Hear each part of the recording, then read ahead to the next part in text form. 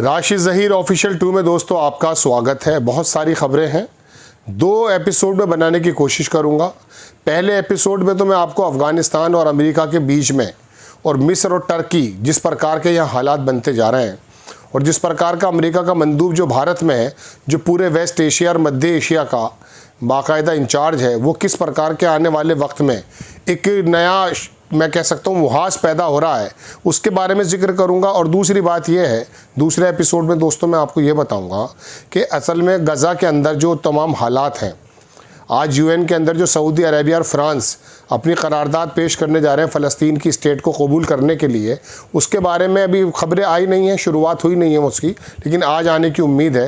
लेकिन उससे पहले ही स्टारमर ने यानी कि इंग्लैंड के प्रधानमंत्री ने ट्रंप की मौजूदगी में ही समझ लीजिए, ऐसा मान के चलिए, वहाँ पर फ़लस्तीन को एक्सेप्ट कर लिया है। और ऑस्ट्रेलिया ने कर लिया है, कनाडा ने कर लिया है, पुर्तगाल ने कर लिया है।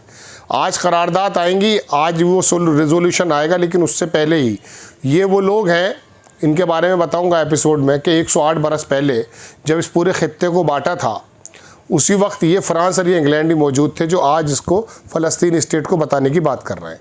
ट्रंप की उसकी नेतन्याहू की क्या धमकी आई ये भी मैं आपको बताने जा रहा हूँ, लेकिन फ़िलहाल मैं इस एपिसोड में आपसे बात करने जा रहा हूँ बगराम एयरबेस की। अब ये बगराम एयरबेस जो है साहब, इसके अंदर ट्रंप साहब ने अभी जब इंग्लैंड के दौरे पर थे तो कह दिया था कि मुझे वापस चाहिए। एक नया हंगामा क्रिएट हो गया। ये अभी क्यों कहा गया? सऊदी अरेबिया और पाकिस्तान का पैक्ट तो मैं आपको बताऊं दोस्तों, बिना किसी लिखित के करारदाद के ऑलरेडी था, ये एक दूसरे के साथ थे। लेकिन अब जब से ये लिखित में एग्रीमेंट आया है कि एक दूसरे के साथ खड़े मिलेंगे यदि कोई विपत्ति आपत्ति आती हो, उसी वक्त से ये बात शुरू हो गई है। कहा यह जा रहा है कि चीन के अंदर जो वहाँ पर चीन का जो न्यूक्लियर बेस है उस पर नज़र रखने के लिए इसको ये बगराम जो है एयरबेस चाहिए। 2000 किलोमीटर दूर है वो। दरअसल ईरान के ऊपर कैसे शिकंजे कसे जाएं, सऊदी अरेबिया और पाकिस्तान का जो पैक्ट बन गया है इसके ऊपर किस प्रकार से जो है नज़र रखी जाए, और सबसे बड़ी बात अफ़गानिस्तान के अंदर जो मिनरल्स हैं जिस पर नज़र रहती है ट्रंप साहब और उसके समधी की, और विटकॉफ, ये तमाम लोग जो बिजनेसमैन हैं, यूक्रेन की आधे से ज़्यादा खा चुके। और आपको मालूम है आर्कटिक में कई बार जिक्र कर चुका हूँ, उसके बारे में हो चुका, मतलब लंबी कहानी है, उसके बारे में कभी फिर बात करेंगे। लेकिन उनकी नज़र इसके अलावा जो सबसे बड़ी बात है वो मैं आपको बताता हूँ दोस्तों। बात यह है, सन 94 से लेकर 99 तक गालिबन तालिबान वहाँ रहे थे। पूरी दुनिया को बता दिया था उन्होंने कि किस तरह से हुकूमत चलाई जाती है। और अब दौरे हाजिर में जब 2021 में अफ़गानिस्तान ने अमेरिका को वहाँ से जलील करके निकाला था, तो पूरी दुनिया ने देखा ये कि अफ़गानिस्तान किस तरह से स्टेबल है, आगे किस तरह से चल रहा है।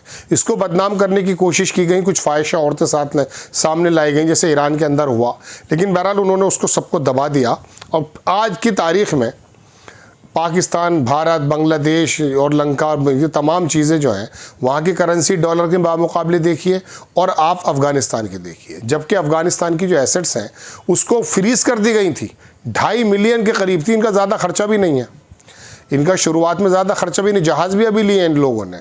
लेकिन जिस तरह से स्पेन वगैरह ने और तमाम जगहों पर इनकी जगह बनी है, कबूल करने का तरीक़ा शुरू हुआ और इस्लामी हुकूमत उन्होंने किस प्रकार से कायम की, एक दुनिया के सामने नई नज़ीर पेश हो रही है।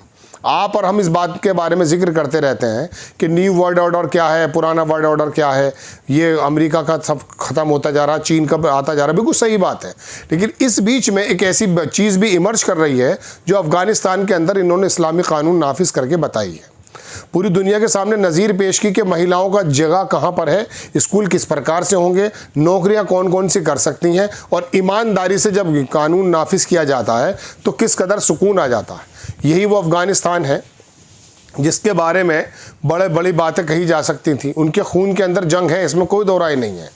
वो आज की मौजूदा दुनिया से, जदीद दुनिया से थोड़े से कटे हुए भी थे, लेकिन आज की तारीख़ में वो जदीद दुनिया में आना नहीं चाहते अपनी मर्ज़ी से। वो इस्लामिक कवानीन को जो नाफिज करके उन्होंने एक छोटा सा एग्जाम्पल पेश किया है, वो ये बता रहा है कि ये निज़ाम अगर दुनिया के अंदर आता तो तभी अमन व अमान होगा, वरना जितने भी निज़ाम हैं ये सब बातिल निज़ाम हैं। तो इस तरफ भी एक थिंक टैंक की निगाह है उस थिंक टैंक को क्या भी कह सकते हैं आप समझ लीजिए, अमेरिका और दुनिया को चलाने वाली वो जो ताकतें हैं वो कौन सी हैं। खैर, लेकिन ज़ाहिरन जो नज़र आ रही है दरअसल ईरान के ऊपर भी कंट्रोल करना है। ईरान को एक्चुअली इनको मालूम पड़ गया है कि ये ईरान किसी प्रकार से हमें प्रॉब्लम क्रिएट ज़रूर करेगा, चूँकि वो जो एटॉमिक एनर्जी थी कल उससे भी मना कर दिया बात करने के लिए। यूरोप के अंदर भी किस तरह के सैंक्शन लगाए जा रहे हैं, यूरोप भी लगा रहा है ईरान पर, और यूएन के अंदर जिस तरह से अभी ईरान के गले को दबाया गया है वो पूरी दुनिया ने देखा है। और तीसरी बात मैंने आपको बताया, ये मुआहदा जो पाकिस्तान का दरअसल सऊदी अरेबिया से हुआ है वो अब भविष्य में टर्की से होने वाला है, भविष्य में इजिप्ट से होने वाला है, यूएई से होने वाला है। इस तरह का अगर इत्तेहाद बन गया तो आने वाले वक्त में अमेरिका के लिए बड़ी प्रॉब्लम हो जाएगी। यहाँ कोई जगह नहीं बचती है, सिर्फ एक इसराइल है नुक्ता भर का, ताकतवर ज़रूर है, उसके अलावा कोई जगह नहीं बचती। उसके हाथ से निकलता जा रहा कतर भी। यही वजह है कि कतर का प्राइम मिनिस्टर को उसने बुलाया और दोबारा से मुज़ाकरात करने की बात की जा रही है। कतर को वो खोना नहीं चाहता। एक चौथी खबर दोस्तों इसमें यह है कि जिस तरह से चीन ने अफ़गानिस्तान के अंदर अपना इन्वेस्टमेंट किया है, उससे भी इसकी तरफ नज़र ये है कि ये तमाम मध्य एशिया और तमाम मिडिल ईस्ट और ये जो पूरा का पूरा बाल्कन स्टेट्स हैं, ये सारी की सारी चीन और ये रशिया और इसके जो न्यू वर्ल्ड ऑर्डर जिसकी बात चल रही है, इसका वर्चस्व होता जा रहा। अमेरिका को यहाँ से बाहर होना पड़ रहा है। अमेरिका के इत्तेहादी पहले कौन हुआ करते थे, जैसे भारत आज भी है, इसराइल, इसके अलावा मुझे अमेरिका का कोई इत्तेहादी नज़र नहीं आता। जो सऊदी अरब की जो पूरी की पूरी एक बेल्ट थी, उनको भी दिखाई दे गया कि जब कतर पे हमला हो सकता है तो हमला हमारे ऊपर भी हो सकता है। तो ऐसे में बगराम जो एयरबेस के ऊपर कब्जा करने की बात है ना दोस्तों, और उन लोगों ने कह दिया कि 1 इंच भी नहीं देंगे और 20 बरस की लड़ाई लड़ने के लिए फिर तैयार हैं। मुल्ला मोहम्मद उमर का लड़का जो याकूब है, उसने जो जिस तरह से लैंग्वेज का इस्तेमाल किया है, मुझे उस ज़माने की वो बात याद आ गई जो मैं आपको बारहा बता चुका कि जब डच एलची बीच में मध्यस्थता करने वाला मुल्ला मोहम्मद उमर के पास पहुंचा कि आप उसामा बिन लादेन को वापस दे दीजिए, तो उसने कहा कि अमेरिका की किसी अदालत ने क्या उसको मुजरिम ठहराया है?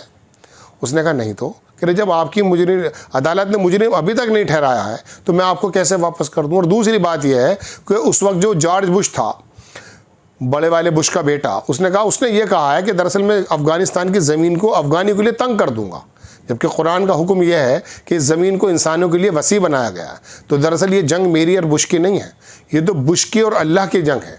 अब देखा जाएगा। तो पूरी दुनिया ने देखा, उनका क्या बिगड़ पाया? उनका कुछ नहीं बिगड़ा भाई। जानों की जहाँ तक बात है तो उनके जहन में तो ये बात आ चुकी है, और जो सच्चा ईमान वाला मोमिन होता है उसके जहन में तो ये मुंतकिल, इंतकाल का मतलब मुंतकिल।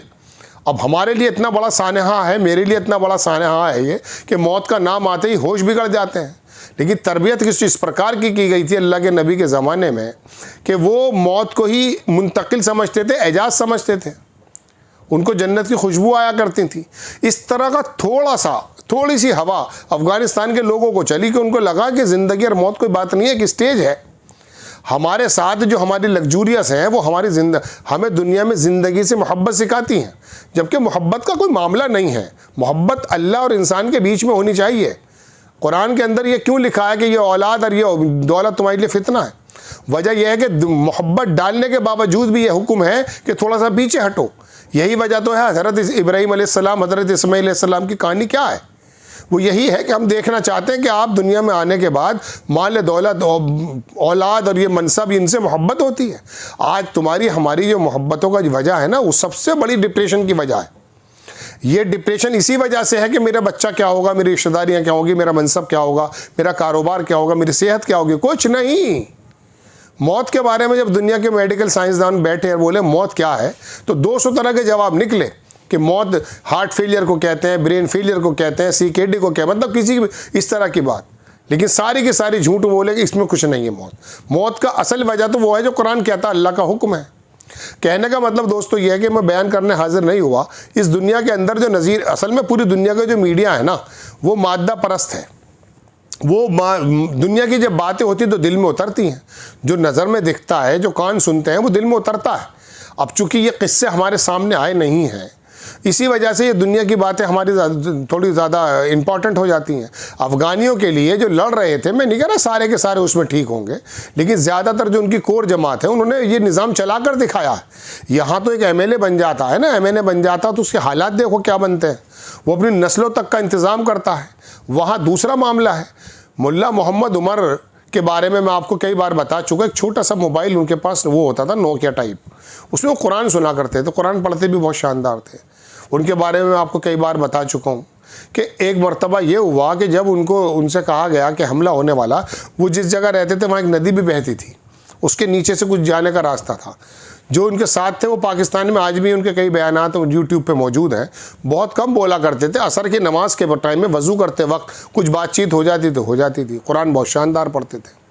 तो ऐसे समय में जब अफ़गानियों के सामने बात आई कि साहब ये हमसे ये वाला वेपन्स नहीं चल रहा है और इसके अंदर हम ये मारते हैं, ऊपर से कुछ जहाज़ गिराने का कोई वेपन्स था, तो उन्होंने कहा कि ठीक है, उन्होंने अपने एक ही शॉट में गिरा के दिखा दिया। ये भी हुआ करता था। और जब वक्त आया तो वो एक लंबी बात है, कहानी हम कभी सुनाएंगे, लेकिन बात यह है दोस्तों कि अफ़गानिस्तान को घेरने का और इस पूरे खित्ते को घेरने का एक मंसूबा बनाया जा रहा है। अगला एपिसोड बहुत इंपॉर्टेंट है, वो भी मैं आपको दिखाऊंगा यूएन में क्या चल रहा है, किस किस देश ने क्या किया है, गज़ा के हालात क्या है। और मिस्र में मैं पहली बार आपसे कह रहा हूँ कि मिस्र या टर्की पर हमला हो सकता है। मैं पहली बार कह रहा हूँ, मैं ऐसी बात पहले कहता नहीं हूँ, हालांकि ये बात मुझे 1% ही यकीन है इस बात का, लेकिन मिस्र ने जिस तरह की फ़ौजें वहाँ लगाई हैं और ये यहाँ पर एक बड़ा हमला होने के बाद ही दरअसल ये इसराइल का मसला ख़त्म होगा। याद रखिएगा मेरी बात। आप थोड़ी देर इंतज़ार कीजिए, आज ही मैं वीडियो बना रहा हूँ, वो वीडियो ज़रूर देखिएगा। आपसे गुजारिश है चैनल को उसको भी सब्सक्राइब कीजिएगा। दूसरा चैनल मेरा है India insight in news India, आप उसको ज़रूर देखें। जय हिंद।